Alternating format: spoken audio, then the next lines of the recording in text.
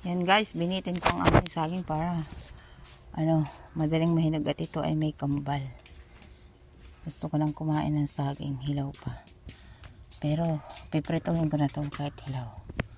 At ako ay nagugutom na. Yan, kuhanin natin isang piling. Prituhin natin. Tapos yung matitira, pahinog na lang dyan. Kapag walang ang saging, ang tagal mahinog. Kapag naman may hinog, isang tambak. Hindi na makain. Pakain na sa baboy. May time naman na walang hinog. Yan. Ito lulutuin natin. Piprito ko to. Yan. Malapit na mahinog. Bukas hinog na yan. Madilaw na nga. Matigas na kasi to. Ayan o. Hinog na pala o. Ayan. Bukas hinog na nga yan. Pero